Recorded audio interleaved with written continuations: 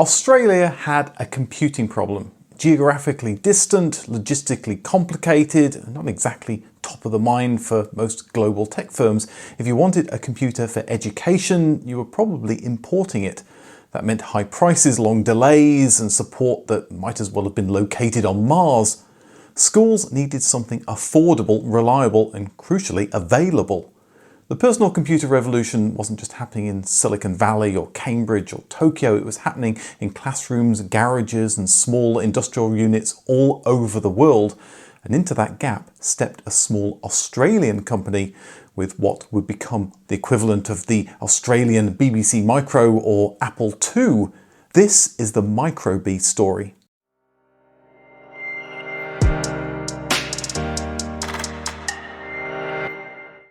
The person behind Applied Technologies, the company that eventually made the MicroBee, was Owen Hill, and he started an electronics parts business from his home.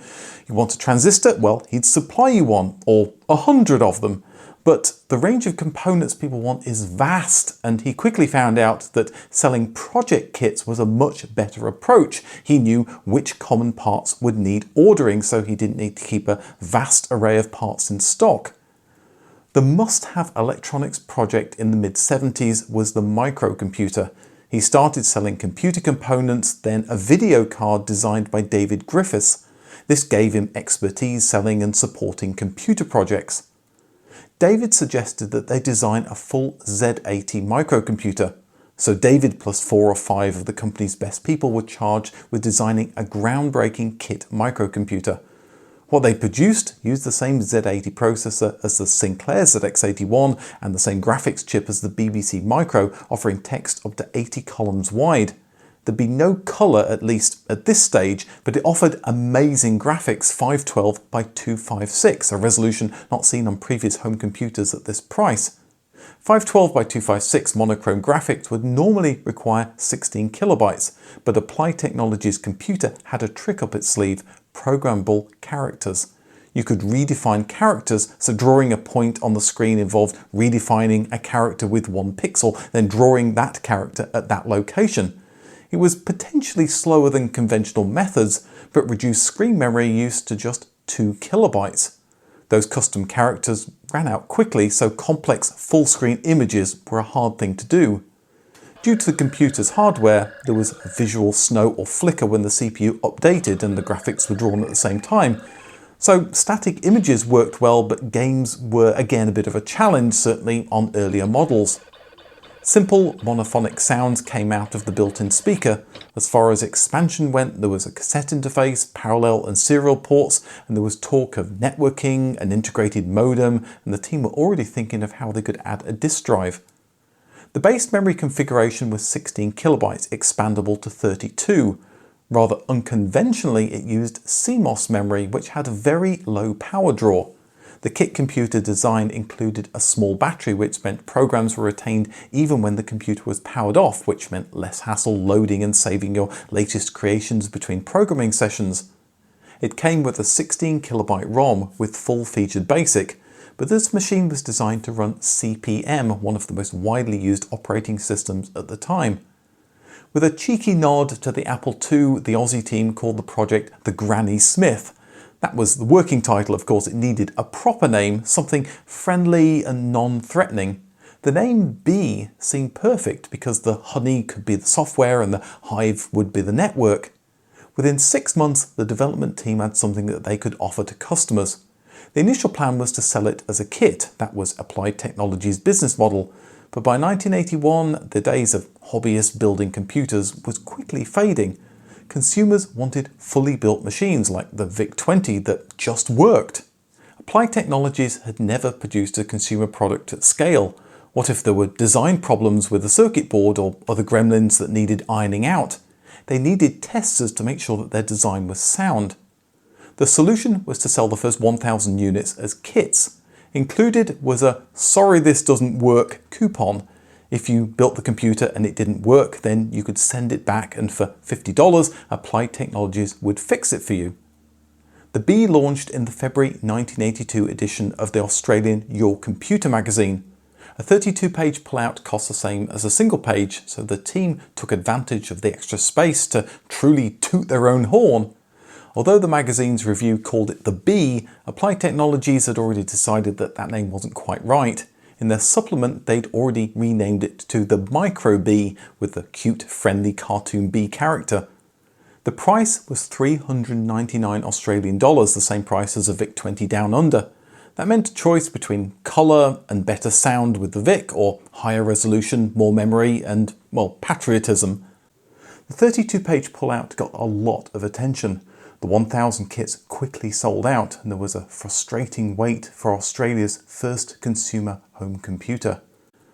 It wasn't just consumers waiting for the MicroBee. Applied Technologies had been working closely with educators to craft a machine that would work well for learning, and they were rewarded with a contract to supply schools in New South Wales. Schools needed a cost-effective, rugged machine to prepare kids for this computer revolution, and were happy to support a local computer vendor that looked like they had the sort of machine that could work well in the classroom. The kit computer had a metal and fiberglass case, but by July there was a final version in two-colour ABS plastic. The hump at the rear was to house the core board that allowed for expansion, now up to 48K of RAM, and the company was promising colour graphics, a modem and a 5¼ disk drive. There was even talk of a 64KB CP/M card. It wasn't a kit any longer. The MicroBee was sold fully built and tested for that same $399 price, with the projected production run of $1,400 per month. By getting on the CP/M bandwagon, the MicroBee instantly had a large software catalogue such as spreadsheet apps or word processors. For a small company relatively late to the home computer game, this was a smart move. By September, Applied Technology was promising networking, speech synthesis, light pens, dedicated MicroBee software, CP/M support and disk drives, but right now you'd have to wait. Only the basic MicroBee could actually be purchased. Distribution expanded to New Zealand, and by the end of the year a few showrooms opened up so customers could see what all the fuss was about. They were offered the 16KB, 32KB and 64KB Plus models, 3 computers for every budget, and the perfect Christmas present. By the start of 1983, 7,000 had been sold, with 2,500 in schools. The colour upgrade offered 8 background colours and 32 foreground colours, and there was now a good selection of software from games to programming languages to business applications. Programs could be added on ROM, so a word processor could boot instantly and not use any of the valuable program memory. That memory was reserved for your document. You could write a document, turn the MicroBee off, come back later with the document still in memory, and then print it off. This integrated package was pitched as the MicroBee IC with a new faster Z80 processor. With a green screen monitor and a printer, it made a great value word processor. Applied Technology had been overwhelmed by the success of the MicroBee. They'd expected to sell 1,000 kits in maybe a year. 1 year later, they'd sold 10,000 MicroBees and the company was expanding. As well as buying wholesale, they were forced to buy components from Dick Smith, the Radio Shack of Australia, and also a competitor with the Dick Smith Super 80 kit computer. With a growing waiting list, production expanded to a new factory. Its workers had a real sense of pride. This was an all-Australian machine and they were making it happen. There was talk of worldwide sales. A chance encounter in Hong Kong with 2 Swedes meant the MicroBee became the second most popular computer in Swedish schools, claiming 20% of the market. Swedish success led to Swedish venture capital, which further expanded production and produced new products. This led to pressure on Australian investors to do the same thing. Did Australians really want the MicroBee to become a Swedish company? The MicroBee and Apple became the computers to put in Australian schools, but 5 MicroBees could be had for the cost of 1 Apple II, and up to 16 of them could be networked together. Apple felt Applied Technologies were such a good competitor, they actually inquired about purchasing the company behind the MicroBee. As Acorn had discovered with the BBC Micro, schools were a large, lucrative market and generated consumer sales. Parents saw the value of the same computer at home that was at school to help your child get ahead. The main telecom supplier, Telecom Australia, helped connect the MicroBee to Viatel, Australia's dial-up bulletin board system. and encouraged schools to get networked to the world of electronic mail and information. Although third-party modems were available, a popular choice would be the B modem. After Sweden, Applied Technologies sold a few MicroBees in Israel, localized to support Hebrew. It was sold in Finland as well, and a few of those machines were bartered over the border to the USSR, and soon Applied Technologies found themselves in discussions with the Soviet Union to sell the MicroBee there. There was a new model for 1984, the MicroBee Experimenter. With only 8 kilobytes of RAM, it was a budget model for those wanting to dip their toe into the market. If they liked it, they could always add more memory later. But there was price inflation on all of the MicroBee models, probably due to the computer's success, and so this new budget model was the same price as the 16 kilobyte model had been in 1982. On the other end of the spectrum was the 128 kilobyte model with a new home page with icons mimicking the Apple Mac. This new user interface made the MicroBee much easier for computer newbies. Then there was the product called the computer in a book. It wasn't a computer and it wasn't a book. If anything, it was a box. It was a 3.5-inch disk drive and interface that connected to your MicroBee. It might have a funny name, but it cost a lot less than the previous 5.25-inch disk drive, and it was a great companion to the MicroBee with its new user interface. By the middle of 1985, there was the option of a very expensive 10 megabyte hard drive, but it turned the 128 kilobyte MicroBee into a very capable business machine. Better sound came from the Beethoven module using the same chip found in the Amstrad CPC and the new ZX Spectrum 128. And also in 1985, there was a PC85 model. PC was almost certainly a play for the IBM PC market, but the MicroBee was pitched as a personal communicator. But the perils of naming a computer after the year it launched is, by the next year, it'll look old, just ask the Sinclair ZX81. So in 1986, whilst the PC85 badge was retained for the base machine, if you wanted the full MicroBee experience, there was the new Premium series. They had colour graphics and less screen flicker. The Viatel software to get you online was standard, although you'd still need to buy a modem. There was the welcome addition of 4 cursor keys, volume control for the speaker, and what MicroBee called better graphics. The resolution didn't improve, and there were only 16 foreground and background colours, but the whole screen could display graphics. The computer didn't have to rely on the trick of redefining characters. It all seemed to be going so well for Applied Technology. At the start of 1986, they floated on the Australian stock market to get money for even more expansion. 50,000 MicroBees sold was small compared to international competition, but Applied Technologies had big dreams. Those dreams were previewed at the start of 1986 with what your computer magazine called the SuperBee, developed with a $1 million budget. The top-of-the-line MicroBee is a powerful 32-bit machine built for high-speed computation and graphics. It looked impressive and pitched as an Amiga and Atari ST competitor with the same 68,000 CPU and 2 Z80 chips, one of which would be used to run existing MicroBee software. There would be 2 disk drives plus an optional 8086 add-on board to run MS-DOS programs. There was the promise of another machine codenamed Delta, but it seemed the SuperBee could do it all. 1986 came and went without the new SuperBee. Aussies instead got a rebranded PC compatible. They also got the Teleterm, a MicroBee with a built-in modem and a case that had been designed originally for the Delta prototype.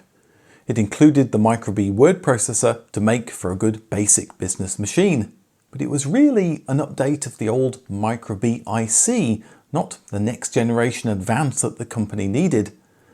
We'd been told the SuperBee had been the culmination of $1 million of research and development, but the Teleterm, now the MicroBee 256TC, was also being touted as the product of that same $1 million of research and development. Something wasn't adding up. Where was the SuperBee? The answer came in 1987. It had been abandoned. Applied Technologies had enough problems competing with cheap PC clones, and their new machine would have faced an enormous uphill struggle. The operating system would have cost a lot to develop to compete with the GUIs on the Mac, the Amiga and the ST. There There would have been a lack of good software because this time there was no CP/M software catalogue to fall back on. Applied Technologies continued to sell the MicroBee, but the market had moved on. Sales dried up and the company that had looked so good when it launched on the stock market in 1986 was going nowhere fast. After selling 70,000 MicroBees, it went into receivership in 1988. As late as 1985, MicroBee advertising had touted, "You should never fear obsolescence." Fateful words, as the Apple Mac, Amiga, Atari ST and a mountain of PC clones had just done that. Applied Technologies was bought from bankruptcy and the new owners continued to sell the MicroBee, generating extra cash by selling PC clones and accessories. That money was ploughed into a new product, the Matilda, an IBM PC compatible that ran MicroBee software. It launched in 1990 for a very competitive price, but being not much faster than an original 1981 IBM PC XT, it was yesterday's technology. Only 200 were produced before the company once again closed in 1992.